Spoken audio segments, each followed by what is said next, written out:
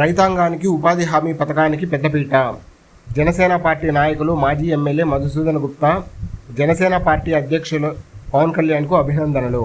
అనంతపురం జిల్లా గుత్తిపట్టణంలో Janasena party senior నాయకులు మాజీ ఎమ్మెల్యే మధుసూదన్ గుప్తా తన నివాసంలో గురువారం నిర్వహించిన విలేకరుల సమావేశంలో మాట్లాడుతూ, జనసేన అధినేత పవన్ కళ్యాణ్ గారు ఉప ముఖ్యమంత్రిగా పదవీ బాధ్యతలు బుధవారం చేపట్టడం జరిగింది. అందులో భాగంగా మొదటి సంతకం కింద ఉపాధి హామీ పథకాన్ని రైతులకు అనుసంధానం కింద తీసుకున్న నిర్ణయం ఎంతో అద్భుతమైన నిర్ణయం. అది దేశ చరిత్రలోనే రైతాంగం పట్ల ఎంతో అద్భుతంగా దీన్ని భావిస్తున్నాం. ఎన్నో సంవత్సరాలుగా జరగాలని మేము అందరం కూడా కోరుకున్నాం. అది నిన్నటి రోజున జరగడం చాలా సంతోషకరం అని తెలిపారు.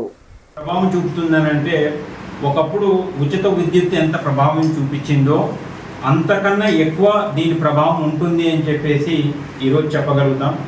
ఎంతోమంది రైతాంగంగా చేయాలి అని చెప్పేసి అని అనుకుంటున్నా, చదువుకున్న వాళ్ళు కూడా రైతాంగం పని చేయాలి అని చెప్పేసి అని అనుకుంటున్నా, ఈ కూలీల వ్యయానికి భయపడి వాళ్ళు రైతాంగానికి దూరంగా ఉండినారు. ఆ కార్యక్రమం పంట పండించే కార్యక్రమానికి దూరంగా ఉండినారు.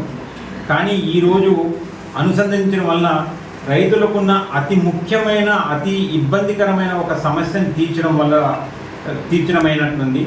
దీనికి రైతుల పక్షాన, ప్రజల పక్షాన, మా కాన్స్టిట్యున్సీ పక్షాన ఆయనకు అభినందనలు, కృతజ్ఞతలు తెలియజేస్తున్నాం. మరీ ముఖ్యంగా ఈరోజు అంతేకాకుండా ఈరోజు ఇంకా రైతులకు గత 5 సంవత్సరాలుగా ఒక డ్రిప్ వచ్చింది లేదు, ఒక స్ప్రింక్లర్ వచ్చింది లేదు, ఒక ఇన్పుట్ సబ్సిడీ వచ్చింది లేదు. వీటన్నిటిని కూడా మళ్ళీ పెట్టాలి అని చెప్పేసి మేము ప్రభుత్వానికి విన్నవిస్తున్నాం. అంతేకాకుండా గతంలో 16,000 రూపాయలు కడితే ఒక ఎలక్ట్రికల్ కనెక్షన్, మోటార్ కనెక్షన్ రైతాంగానికి వచ్చేది. అది ఈనాడు అన్ని రకాలైన ఖర్చులు, డీడీలు కట్టడం కానీ, లేదనంటే లోపాయకార ఖర్చులు కానీ, వీటన్నిటిని చేసి దాదాపుగా 3 లక్షల రూపాయలు ఒక్కొక్క రైతు నెత్తిన మీద ఛార్జెస్ పడుతున్నాయి. వాటన్నిటిని కూడా సరిచేయాలి అని చెప్పేసి నేను ప్రభుత్వానికి, ఇక్కడ ఉన్న ఎమ్మెల్యే గారికి, వారికి నేను విన్నవిస్తున్నాను. ముఖ్యంగా ఎమ్మెల్యే గారిని కూడా నేను అభినందిస్తున్నాను, ఆయన గెలిచి రావడం. సో ఆయనకు నాకు ఇంకొక విజ్ఞాపం ఏమనంటే, గుత్తి ప్రజలు తాగునీటి సమస్య చాలా ఇబ్బందికరంగా ఉంది. దీనికి నా సూచన ఏంటంటే, గుత్తి చెరువుకు ఆల్రెడీ ఆ రోజుల్లోనే మేము నీళ్లు కేటాయింపు తీసుకొచ్చి ఇవ్వడం జరిగింది, ఛానల్ చేయించడం జరిగింది.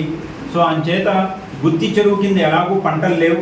అందులో అక్కడ ఎన్టీఆర్ గృహాలు అని చెప్పేసి లేదు, అక్కడ ఈరోజు ఇంటి స్థలాలన్నీ కూడా ఇచ్చున్నారు కాబట్టేసి దాన్ని అక్కడ పంటలు ఎవరైనా వేయడం లేదు కాబట్టేసి గుత్తి చెరువుని త్రాగునీటి ట్యాంకు కింద, సమ్మర్ స్టోరేజ్ ట్యాంకు కింద దాన్ని మార్చి అందులోకి వెళ్తున్న వ్యర్థపు నీరన్నింటినీ కూడా డైవర్ట్ చేసేసి గుత్తి చెరువుని తాగునీటి చెరువుగా మార్చేసి ఒక ట్యాంకు కింద మార్చేసి సమ్మర్ స్టోరేజ్ ట్యాంకు కింద మార్చేసి అతి త్వరలో గుత్తి తాగునీటి సమస్య తీరిపోతుంది అని చెప్పేసి నేను సూచన చేస్తున్నాను.